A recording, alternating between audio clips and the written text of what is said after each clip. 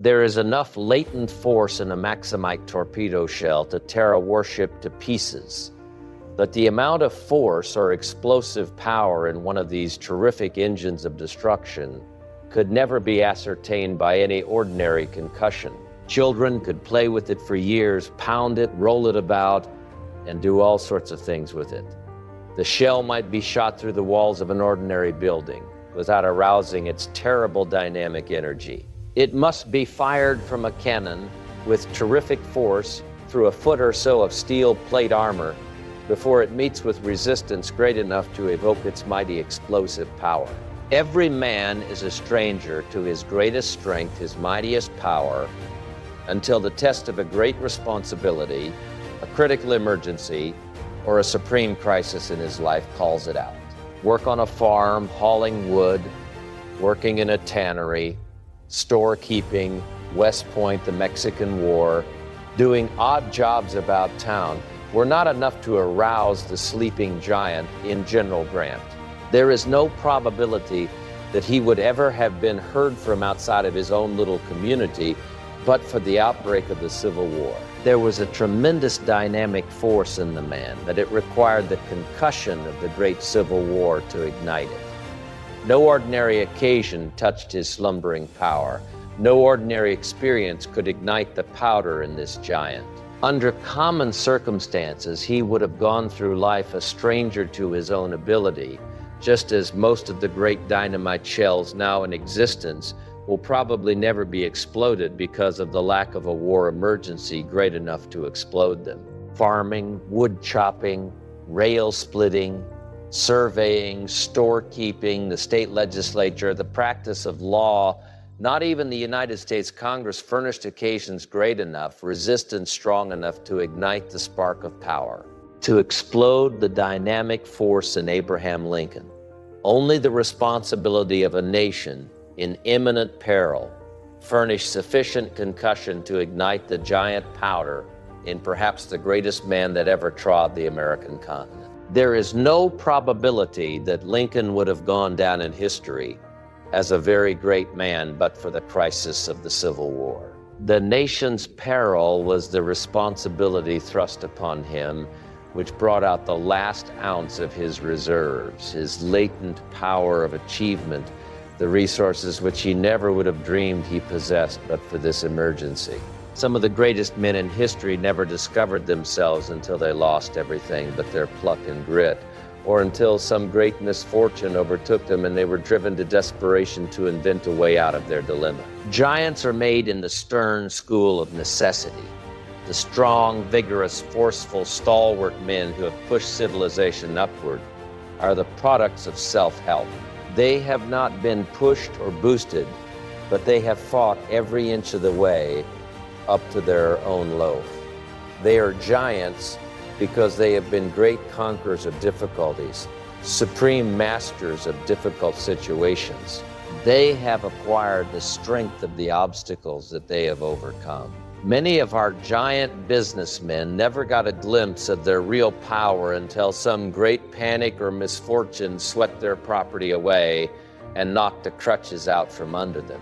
Many men and women never discovered their ability until everything they thought would help them to success had been taken away from them, until they had been stripped of everything that they held dear in life. Our greatest power, our highest possibility, lies so deep in our natures that it often takes a tremendous emergency, a powerful crisis to call it out. It is only when we feel that all bridges behind us are burned, all retreat cut off, and that we have no outside aid to lean upon, that we discover our full inherent power. As long as we get outside help, we never know our own resources. How many young men and young women owe their success to some great misfortune which cut off a competence, the death of a relative, the loss of business or home, or some other great calamity, which threw them on their own resources and compelled them to fight for themselves? Responsibility is a great power developer. Where there is responsibility, there is growth. People who are never thrust into responsible positions never develop their real strength. This is one reason why it is so rare to find very strong men and women among those who have spent their lives in subordinate positions in the service of others. They go through life comparative weaklings because their powers have never been tested or developed by having great responsibility thrust upon them. Their thinking has been done for them. They have simply carried out somebody else's program. They have never learned to stand alone, to think for themselves, to act independently. Because they have never been obliged to plan for themselves, they have never developed the best things in them, their power of originality, inventiveness, initiative, independence, self-reliance, their possible grit and stamina, the power to create, to make combinations, to meet emergencies, the power which comes from continuous marshaling of one's forces, to meet difficult situations, to adjust means to ends, that stamina or power which makes one equal to the great crisis in the life of the nation, is only developed by years of practical training under great responsibility. There is nothing more misleading than the philosophy that if there is anything in a youth, it will come out. It may come out and it may not. It depends largely upon circumstances, upon the presence or absence of an ambition arousing, a grit awakening environment. The greatest ability is not always accompanied by the greatest confidence or the greatest ambition. There is at this moment enough power latent in the clerks or ordinary employees in almost any of our business houses to manage them as well as or better than they are being managed today. If the opportunity and necessary emergency to call out this dynamic force should arise, but how can clerks who remain behind counters, measuring cloth, selling shoes or hosiery year in and year out, ever know what latent power for organization, what executive ability or initiative they possess? It is true that some of the more ambitious and courageous get out and start for themselves, but it does not follow that they are always abler than those who remain behind. Sometimes the greatest ability is accompanied by great modesty and even timidity. Then again, employees conscious of great ability are often deterred from taking the risk of launching out for themselves because of the possible disaster to those depending upon them for daily bread. But thrust great responsibility upon a man, drive him to desperation, and the demand will bring out what there is in him. It will call out his initiative, his ingenuity, his resourcefulness, his self-reliance, and his power to adjust means to ends. If there are any elements of leadership in him, responsibility will call them out. It will test his power to do things. I have in mind a young man who developed such an amazing ability within 6 months of a very important promotion that he surprised everybody who knew him. Even his best friends did not believe that it was in him. But the great responsibilities, the desperate situation thrust upon him brought out his reserve power, and he very quickly showed what stuff he was made of.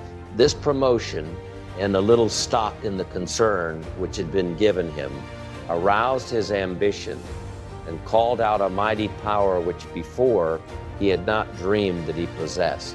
They are fearful that very disastrous results may follow and believe it will be almost impossible to fill his place. But while they are looking around to find a man big enough for the place, someone perhaps who was under the former chief attends to his duties temporarily and makes even a better manager than his predecessor.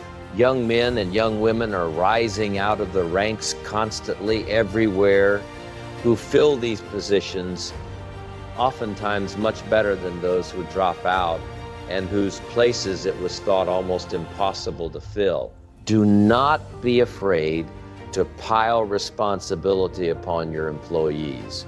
You will be amazed to see how quickly they will get out from under their load and what unexpected ability they will develop. Many employers are always looking for people outside of their own establishment to fill important vacancies, simply because they cannot see or appreciate a man's ability until he has actually demonstrated it. But how can he demonstrate it until he has the chance? There are probably today scores of young men in every one of our great business houses who are as capable as the present heads. No position can be filled as well or better than it is being filled now by someone who is still in the ranks and who has not yet been heard from in any distinctive way. When some great statesman falls, the people often look about to find that there is apparently no one to fill his place. But from an unexpected source, perhaps from a little out-of-the-way town, from the common ranks there comes a man who is equal to the emergency.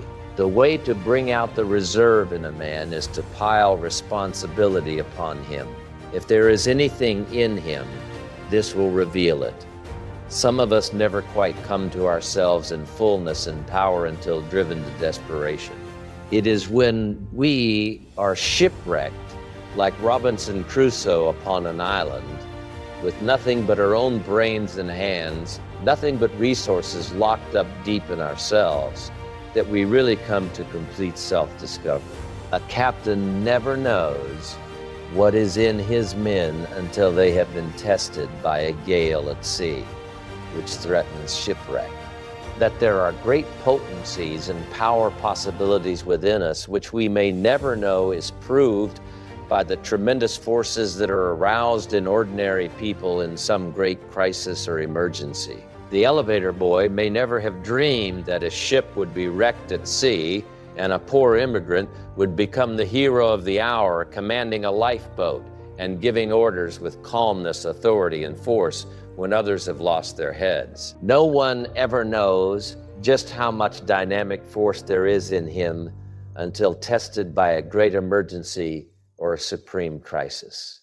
Oftentimes, men reach middle life, and even later before they really discover themselves, until some great emergency, loss, or sorrow has tested their timber.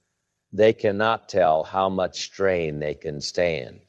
No emergency was great enough to call out their latent power ever before, and they did not themselves realize what they would be equal to until the great crisis confronted them. I have known of several instances where daughters reared in luxury were suddenly thrown upon their own resources by the death of their parents and the loss of their inherited fortunes. They had not been brought up to work, did not know how to do anything useful, had no trade and no idea how to earn a livelihood, and yet all at once they developed marvelous ability for doing things. The power was there, latent, but responsibility had not hitherto been thrust upon them. Young men suddenly forced into positions of tremendous responsibility by accident or death are often not the same men in 6 months. They have developed strongly qualities which no one ever dreamed they possessed. Responsibility has made men of them.